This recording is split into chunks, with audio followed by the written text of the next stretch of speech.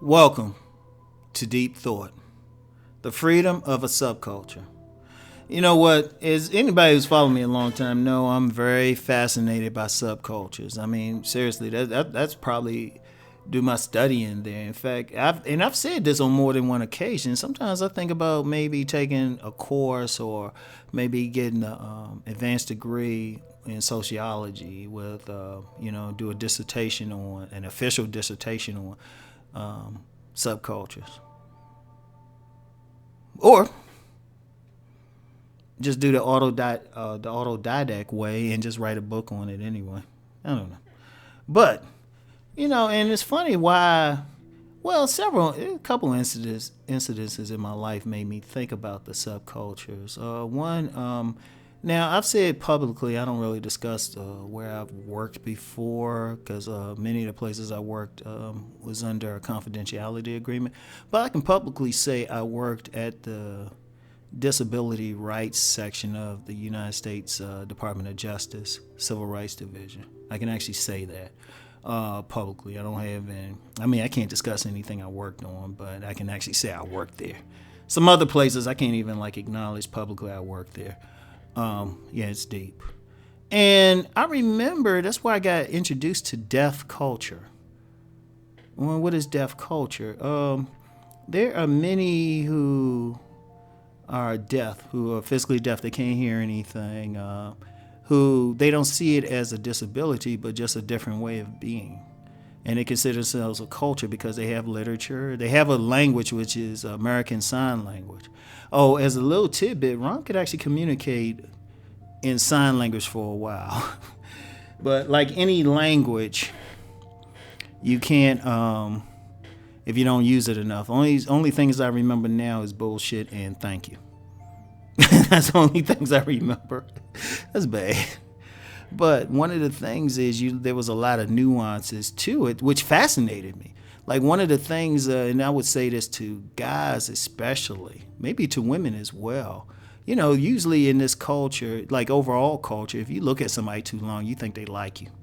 If they looking at you and smiling, but I found out in an interesting way too. Man, she was cute too, but found out that it don't necessarily mean they're interested in you. Yeah, I found that out from this woman I thought was interested, but she really wasn't. She was nice about it. She let her brother down easy. But I found that, a nuance is when they're talking to you, since they have to read your lips and probably to an extent your expressions and everything, your body language, that they'll give you their undivided attention if they're talking to you. So, and I thought that was an interesting thing. But my main thing with the subculture was it was a culture. But it was a culture where they could be free to be themselves. They didn't have to worry about trying to communicate with somebody who wasn't deaf, or something like that. They could have their in jokes and anything. And then that's when I really started getting into it. And then there was another incident. I can't get too deep into this one. This was more personal. It was me and some dudes and our girlfriends just hanging out. And some aspects of that I don't want to get into. I'll just say it was a feeling of freedom. It was like we didn't have to wear a mask, or we could just be ourselves totally. And, it was like, oh, okay. Because when I say the freedom of a subculture, because understand something, the overall culture has a certain set of rules. There's a certain set of guidelines, protocols, and that's needed to keep order. In fact, what's happening at least in the United States now, really in overall Western culture, that's starting to erode. That is starting to erode as you get people from other cultures, because really in Western culture is based on a European ideal, a European way, perceptions and everything.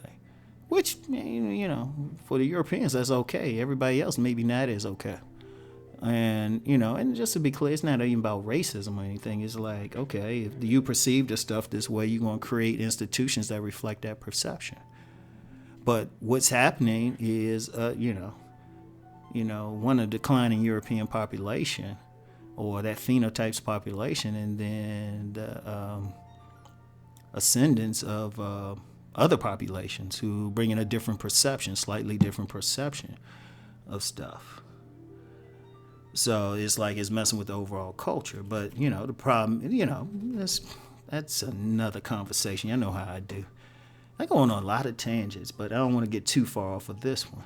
But when you get subcultures, and this is even subcultures within the European community or any mainstream community, because you can't, okay, let's use whites for an example. Okay, that's the mainstream, but then you have subcultures within that where someone can be free to be themselves. Like if you look at the goth subculture, that's totally different from the mainstream. Or you get some of the poor communities, and I don't say this as a slur, but the redneck communities. I don't say it as a slur for the simple reason you have people who embrace that term. And they, just to be clear, they're not necessarily racist.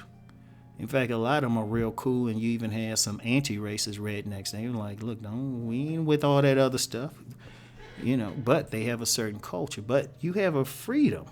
When you're in a culture that's a subculture, you have a freedom because you don't have to adhere to the mainstream culture. Because usually you have to adhere to it enough because of laws enacted by the mainstream culture, but also social norms. And if you want to work, eat, sleep, interact with it, boom, you need to follow it, even economically. Like that's what and I think I might have addressed that in a video before. Economics are based on the culture, what type of businesses they are. Like right now, craft beer is a big business. Beer itself is a big business, but that's because the majority of people drinking beer. Now, if you get a subculture or something, or another dominant culture that replaces that don't like beer as much, all of a sudden that industry collapses. So, but in a subculture, they might say we don't want to drink beer or alcohol or anything. We want to drink green smoothies. And you have that. You have the freedom to be, if you in that subculture, like you have people, like I was reading something the other day. It was talking about mystical hippies. Mystical hippies. So basically like new agers who got a little bit of money. They still on that hippie thing, but they got money to spend. That's a culture, but they free. They can wear their free flowing whatever and whatever else is stereotypically applied to hippies, but they got the freedom to do that within that culture. That's one of the main things. If you look at a subculture, it's still a part of the main culture. It's just a subset of it. It's just a subset. And you got to contrast that with a counterculture, which deliberately tries to go against the main culture. And even that can be a freedom too, when you're in that.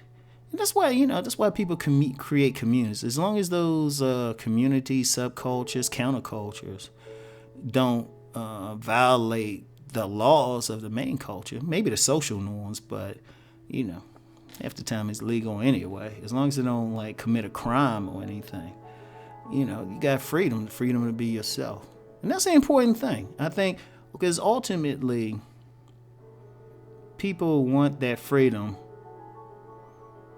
to be who they're going to be. People want to do what they're going to do. So, of subculture, it happens. And subcultures, like, even with that subculture I mentioned that I was hanging out with the folks, it was uniqueness to it. I'm not going to bring out too much. It was male and female. Let me just be clear on that. But it was a tiny one. It was a very tiny one, but there was a sense of freedom in it. And that's one of the things I've picked up about it. That's why it's important. That's why I pay attention to it. Because ultimately, that's what every single person wants. They want the freedom to express themselves without fear of repercussion or being seen as not a part of the main thing. So, something to ponder. So anyway, That's all I got for now. I'll talk to you later. Peace and many blessings.